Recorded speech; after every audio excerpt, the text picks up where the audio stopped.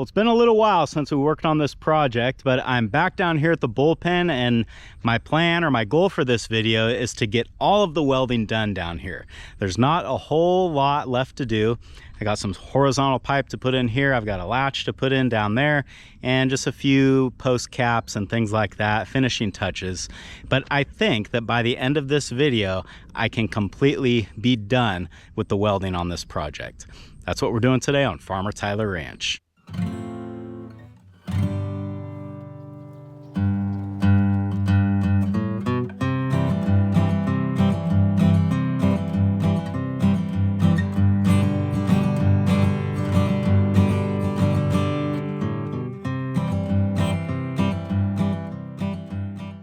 The thing that I've been wanting to get done the most, and took me a while to find time to go get the materials to do it, but it's to get this horizontal pipe put in on this short little fence line here. As some of you might have seen on a previous video, I was finally able to get up to the steel yard to get the 1-inch pipe that I needed. So let's go ahead and get this done first.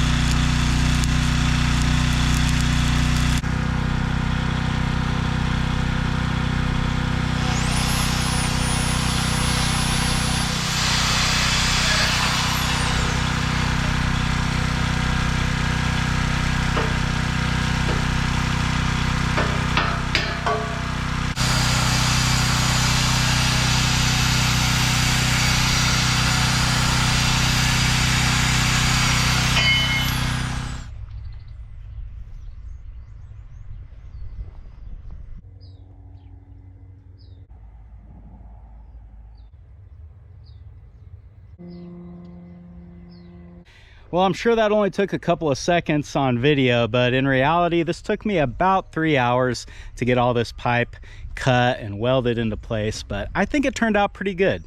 I'm happy with it, and if I did it right, it should last forever. Now, if you're wondering why I used 1-inch pipe for the lower horizontal pipe on this fence as opposed to just using the 2 3/8 oil pipe down the whole thing, the only reason for that is because last year when I made this round bale feeder for the calves, the style that I went with, because I didn't have a good source of oil pipe at that time, but I went with 1.5 inch pipe on the top rail and then 1-inch pipe all the way down. So basically it's just so that it all kind of matches. And again, I know it doesn't matter, but like I've said before, I have to look at this every day, and when I look at it, I want to like what I see. What's really cool is that now when I close this Powder River gate, I've actually got a secure perimeter once again, so that'll be cool.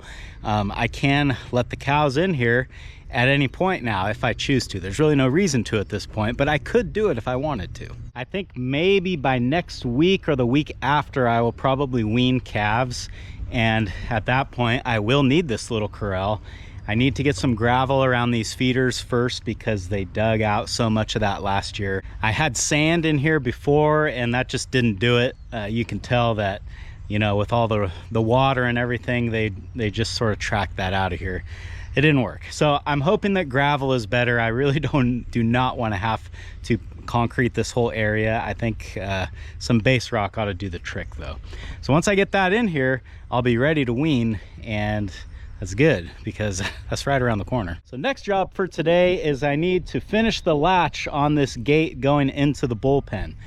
Well, the latch on the gate itself is fine, it's done, but the problem is it has nothing to catch on this side. So I've got to figure out a way that I can make a little catch on this, and then this perimeter will be secure as well. So my plan here is to go pretty simple, and I think what I'll do is I'm just going to clamp up a piece of angle iron onto this 4-inch post, and I'll cut a couple of holes in it, and that should be a nice place for this latch to catch.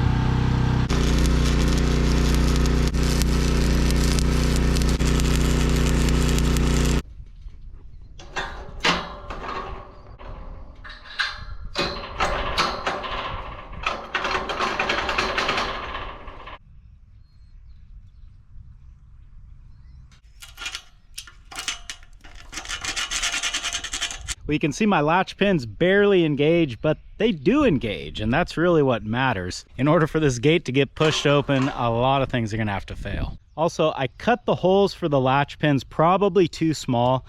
It's a pretty tight, precise fit right now, which is great. But what happens as the ground dries and gets wet, like, things move. Even though this is all steel and concrete, you would think that it wouldn't, but it does. Not a lot, but just enough to make it to where those latch pins may not line up once conditions change. So what I will have to do when that happens is we'll see if the gate picks up or drops, and then I'll have to come back in here with the torch or the plasma cutter and open up these holes a little bit more. It's not a big deal, but it is kind of a pain, and it is the kind of job that I love to put off. So I don't think I need to bring a welder here tomorrow.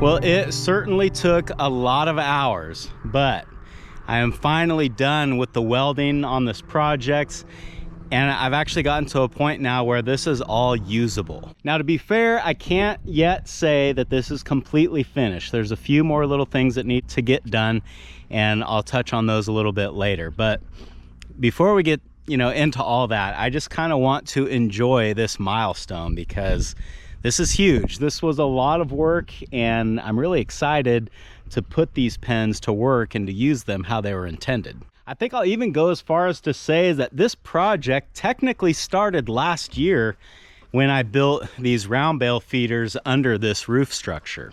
Before then, I had a more conventional fence line bunk feeder. In fact, the panels that I'm using to make my feed wagon were originally set up here for 10 or so years. When I made the switch to round bales, this all had to change to be able to accommodate that.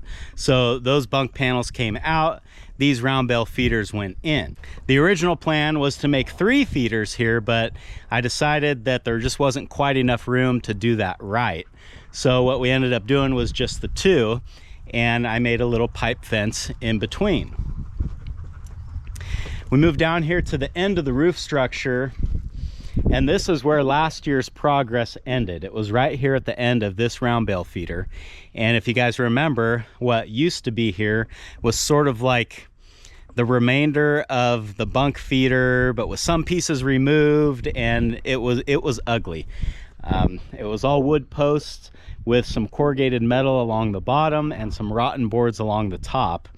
And I think I actually even had some old panels tied to this fence because I didn't trust it, especially when calves or steers were in here eating on this feeder. The guy that's using this slot is going to be right up against this fence line, and I didn't know how much that would be getting pushed on.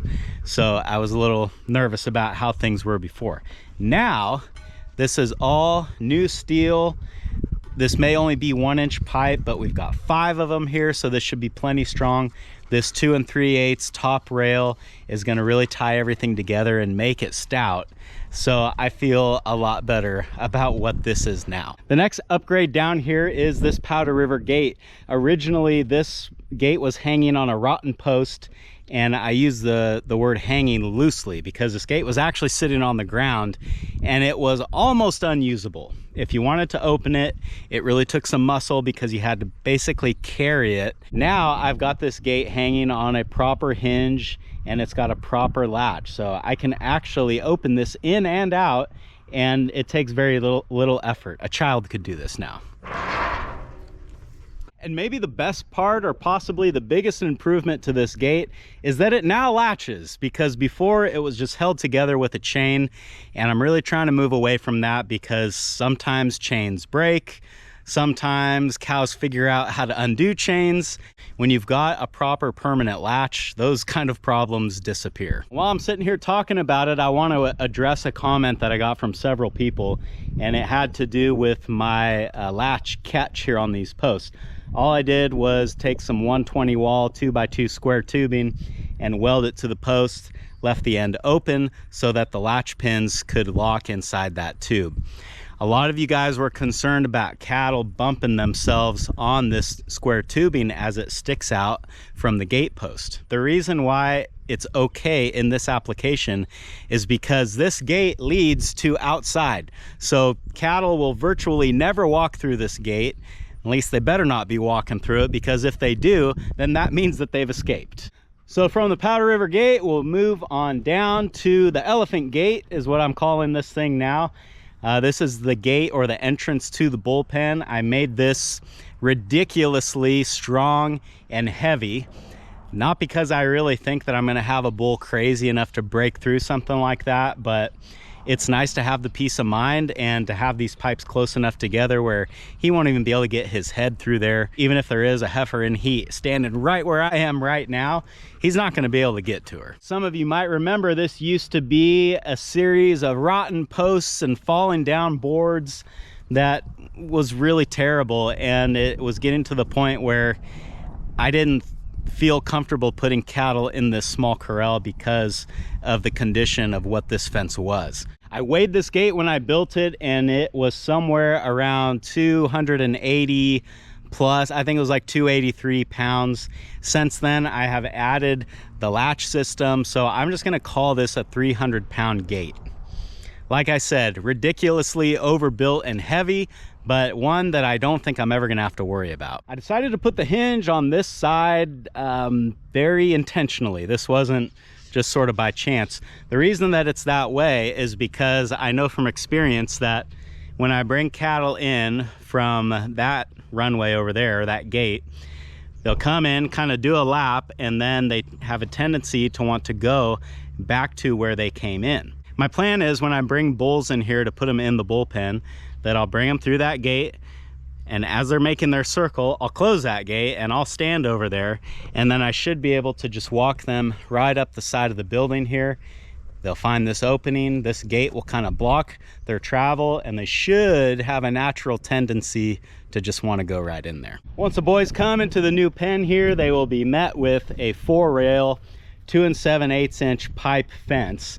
And the reason why I wasn't too worried about filling these big gaps. I mean, they'll be able to stick their heads through and all that, but I don't worry about them trying to actually break through this fence because there's really never going to be any incentive that way. All the incentive is going to be this way. So this is a stout fence for sure, but I didn't feel the need to make this a 5-pipe because I'm just not too worried about them trying to jump this or trying to get through it.